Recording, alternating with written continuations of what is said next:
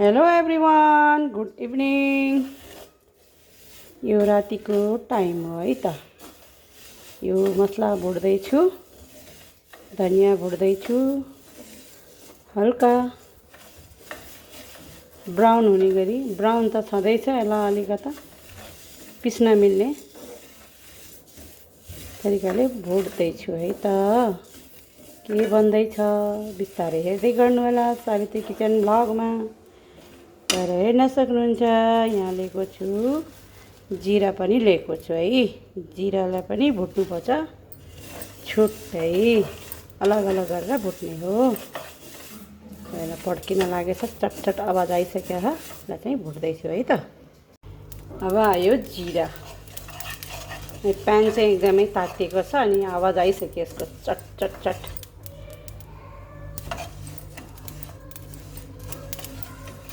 जिरालाई पनि त्यसै गरी भुट्छु। यो आधी पाउ जिरा है, जिरामा आधी पाउ छ है त। यो अलिक बढी हुन्छ जस्तो लाग्यो। खुर्सानीमा डल्ले लिएको छु है, थोरैमा लिएको छु। त्यो पिरै हुन्छ होइन, धेरै पिरो नखाने। यसलाई पनि रोस्ट गर्ने, हल्का हल्का रोस्ट हुँदैछ। म लिएको छु लसुन अदुवा। अब यसलाई चाहिँ यसको बोक्रा निकालेर तयार पार्दैछु है त। आज बन्दैछ मासुको अचार। मसलाहरू तयार गरेको सबै यसैकै लागि है। मसलामा अरू पनि एड गर्नुपर्नेछ, टिमुरहरू। अनि यसलाई चाहिँ मैले 1-2 किलो मासु हो यो। अनि यसमा थोरै नुन राखेर म्यारिनेट गर्छु। नुन राखेर, नुन अलिक कमै राख्ने, अहिले पछि राख्दा हुन्छ। यसरी म्यारिनेट गर्ने। थोरै तेल पनि राख्नुपर्ने हुन्छ है त। तेलमा मस्टर्ड ओइल राख्दैछु, थोरै तेल राखेर अनि म्यारिनेट गर्ने मजाले। यसको चाहिँ बोनहरू निकालिसकेको छ, कता कति होला यो छाम्दाखेरि चाहिँ अलिअलि थाहा पाएको छ। तर एकदमै पुरै बोनहरू निकालिसकेको छ, हड्डीहरू निकालिसकेको छ। यसलाई चाहिँ 2-3 घन्टा म्यारिनेट गरेर राख्छु। यो छाला निकाल्ने भनेको छाला नै निकालिदिएको रहेन, यो कटिङ गर्ने यो छाला चाहिँ निकाल्छु है मैले। छाला चाहिँ निकाल्नु पर्ने हुन्छ।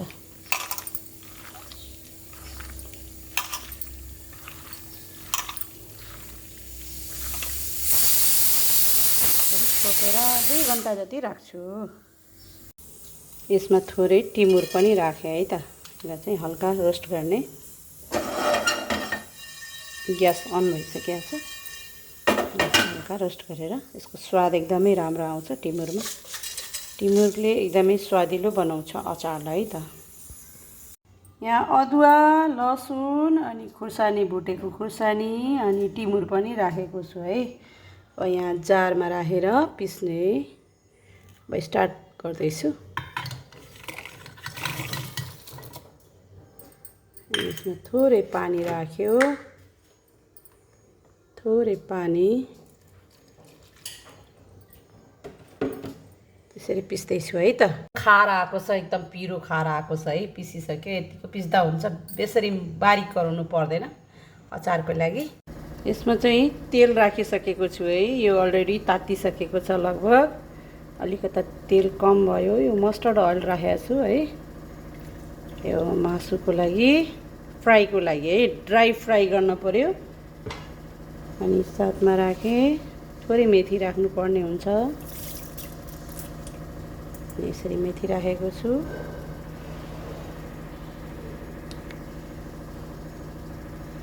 मेथी चाहिँ ब्राउन भइसक्यो। अब म राख्न गएँ मासुलाई।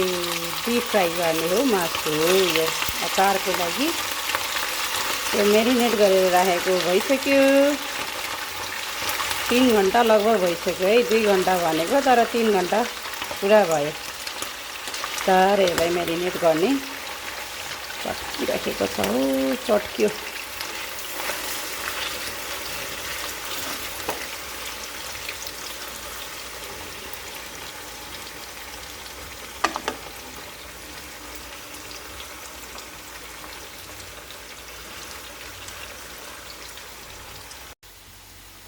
थुप्रै टाइम लाग्यो है।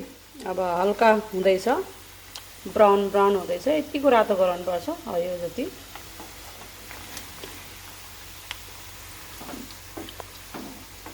यो मासुले चाहिँ पानी छोड्यो कि अलि धेरै बेर नै लाग्यो सुक्नमा। अब चाहिँ एकछिनपछि भइहाल्छ। वाउ, देखिस् है, वाउ। चाहिँ यतिको भएको छ है। अझै अलि टाइट गराउनु पर्छ यसलाई, अलिकता थोरै बाँकी छ यसलाई रोस्ट गर्नको लागि। मजाको भइसकेको छ लगभग, अलिकता यसलाई हार्ड गर्नु पर्यो।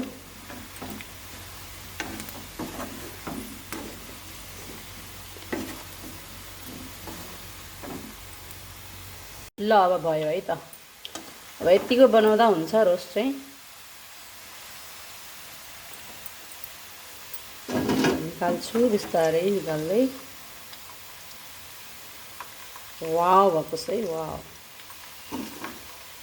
यतिको चाहिँ हुनुपर्छ है अचारको लागि।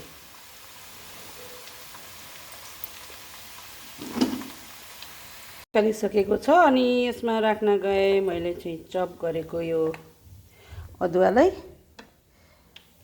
यहाँ राखेँ, त्यसलाई फ्राई गर्ने। अनि साथमा छ यहाँ लसुन पनि चप गरिसकेको, दुईटैसँगै फ्राई गर्ने है त। फर्स्टमा यसलाई फ्राई गर्ने।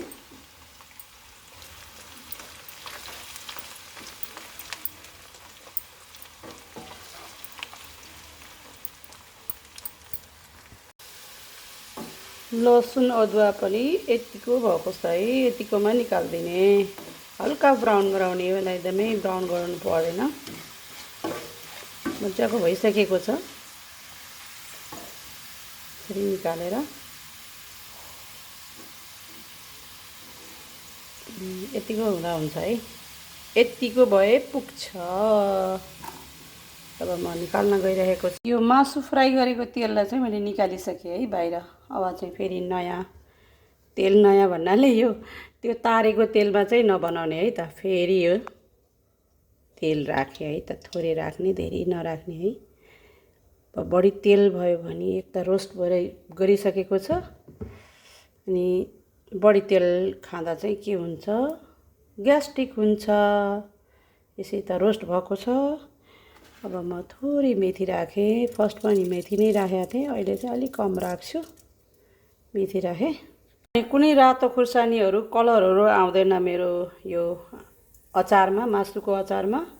सिम्पल तरिकाले बनाउँदैछु। अकबरे खुर्सानी राखेर यहाँ पेस्ट बनाएको हो।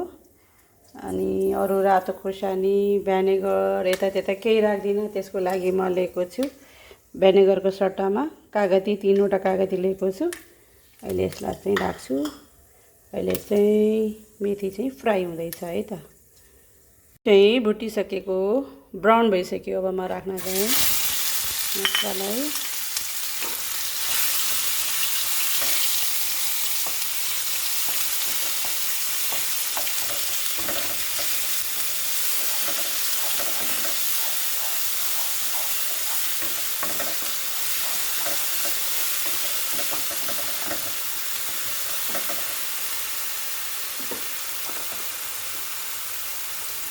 अनि बेसार राख्यो,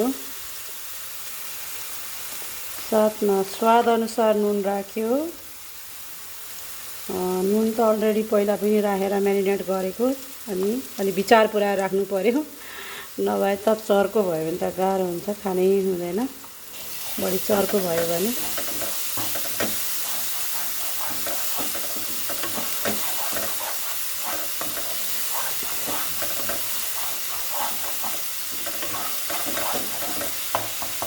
यसलाई मजाले फ्राई गर्ने। थोरै अरू नुन थपौँ।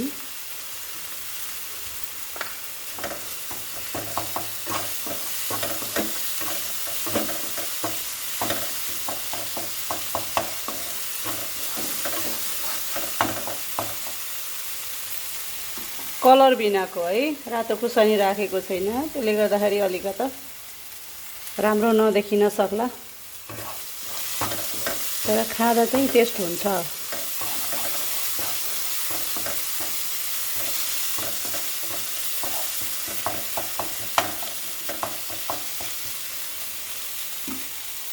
सेक्यो अनि यहाँ अघि पिसेको यो भुटेर पिसेको धनियाँ जिराको पाउडर राखेँ। यो पुरै राख्ने होइन, अलिक बढी नै छ, पछिको लागि काम लाग्छ।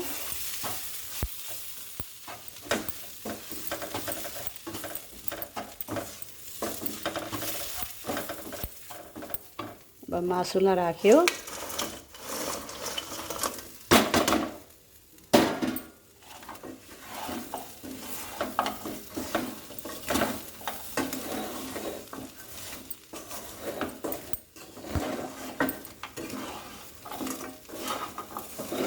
ओहे घुम्यो कि यो कढाई नै घुम्यो, कढाई नै घुम्छ हो।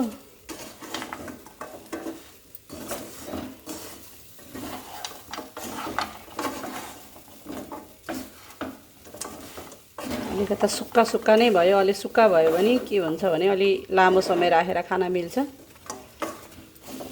अब म यसलाई राख्न गएँ। कागतीलाई चाहिँ छुट्टै निचारेर राख्नु पर्ला, एउटा हातले मिलेन। अब कागतीको रस राख्न गएँ है, यति भएको छ। अब राखेँ कागतीको रस। वाउ हुन्छ, वाउ।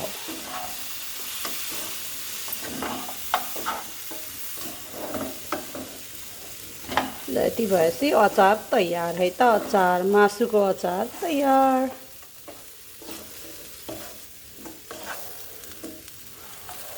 जुनसुकै मासुको अचार बनाउँदा चाहिँ मसला चाहिँ यसरी नै राख्नु होला। मेरो विचारमा यही हो। अब सबैको आफ्नो आफ्नो तरिका हुन्छ। के मसला राख्ने हो भन्नुपर्दा मैले चाहिँ यसरी ट्राई गरेको छु है। कस्तो लाग्यो त यो भिडियो? हजुरहरूलाई मन पर्यो भने लाइक शेयर सब्सक्राइब गरिदिनु होला, बेललाई थिचिदिनु होला है त हजुर। मन पर्यो भने थोरै सेयर पनि गर्नु होला हजुर। कहिलेकाहीँ आउँछ मेरो यो किचन रेसिपी चाहिँ, त्यति साह्रो आएको छैन।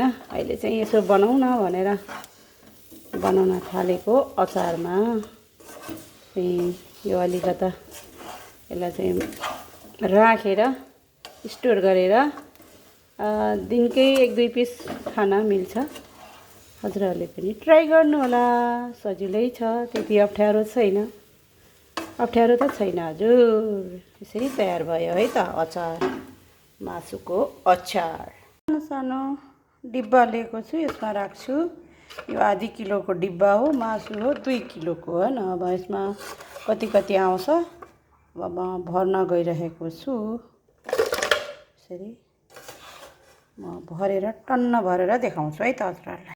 तयार भयो है त, ठिक्कै भयो यो 2 किलो। लगभग 1 किलो चाहिँ आधी किलोमा आउँदो रहेछ है त। यो टन्नै त्यति भयो, त्यहाँनिर केही पनि बचेको छैन। यसरी तयार भयो मासुको अचार है त।